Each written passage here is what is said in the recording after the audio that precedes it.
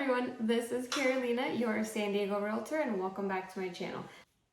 Today I wanted to talk about the 6 common mistakes to avoid during the pre-approval process. First most common mistake I've seen is applying for new credit. I've seen time and time again that people get very excited, their offer has been accepted and they're going into escrow, so now they run off to living spaces or Jerome's and they get new credit cards that are for thousands of dollars, and they go in and they're super excited buying new beds and buying their couch and new dining tables and all that, which is great and so much fun, and you deserve to be at that point. However, opening a new credit card with that much money ends up affecting your credit score, which will in the end also affect your interest rate. And with your interest rate going up, you end up paying more monthly on your mortgage than you were initially approved for. Second is paying off all your debt. While this is like the best goal to have, is to live a debt-free life, closing out credit cards actually affects your credit score negatively. You should just pay off the card, lock it so you can't use it, and then just leave it. And slowly through time, the store itself, the company itself will close off the credit card.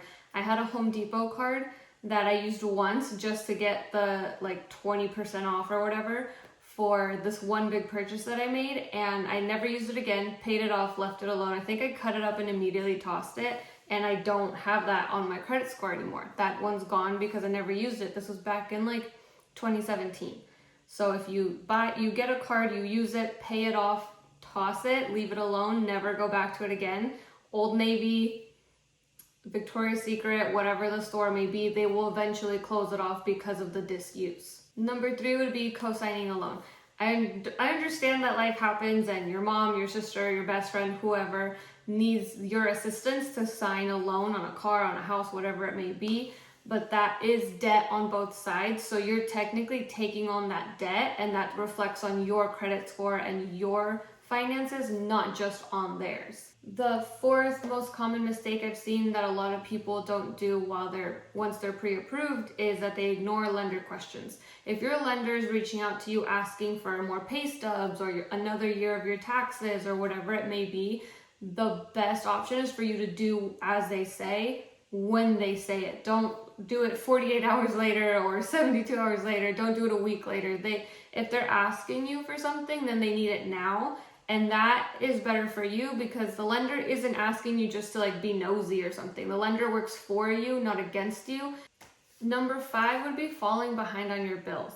I understand that life happens. Look at what COVID did. Everybody was affected in one way or another with finances during COVID. And unfortunately, those overdraft fees or any sort of late payments looks really bad on your credit, and that's a ding on your credit score for sure. Personally, I opened a Victoria's Secret account back when I was 18 in 2010, and I had one late payment from Victoria's Secret in the 2 years that I had the card. So let's say I had that late payment in 2011. That one late payment is still on my credit score. When I went to buy my car 2 years ago, they dinged me on it, and I was like, this was literally 8 years ago at the point, and I can't get it off my account. Because as I mentioned earlier, I got this card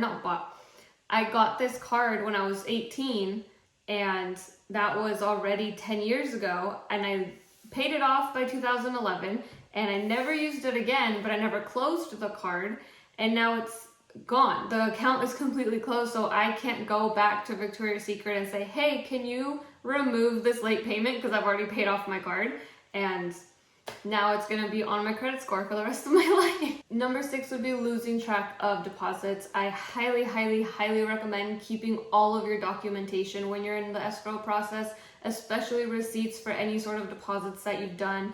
Anything that they're asking you to sign, keep it in a file. Personally, I have my Gmail and it has all my little like folder for everything in one escrow, everything in a different escrow, as well as I also download everything and then put it into a file folder on my desktop while I'm in escrow for that company. And that's something that I recommend to all of my buyers as well, because you can like date it that says, rename it as deposit for earnest money, deposit for down payment, deposit for HOA docs, deposit for whatever, and you have it all categorized in there, because sometimes things do slip through the cracks. In this current escrow, the HOA docs were never sent because initially it was paid for, and then HOA says that they never got the receipt for it, so now they're barely sending the HOA docs like 3 weeks later. So anything can happen, and I highly recommend keeping that sort of documentation with you, because then you will know that you have everything accounted for, and you can come back and be like, no, I did pay for this, or this is how much I paid for that.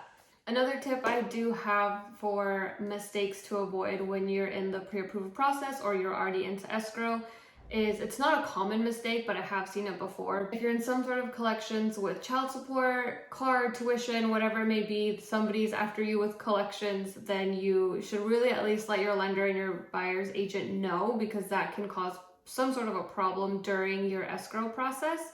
And it's not something you should be scared of. It's something that you can typically work around and try to figure out. But if you don't tell anyone and it comes out like halfway through your escrow, it could potentially cause a problem for it. Hopefully that helps you out within your escrow process once you're pre-approved. Please be sure to avoid these mistakes, as they will make the escrow process much smoother for you, for the agent, for the whole party that's involved. Thank you for watching. I hope you enjoyed. Please like, comment, or subscribe, and I'll see you next time. Thank you.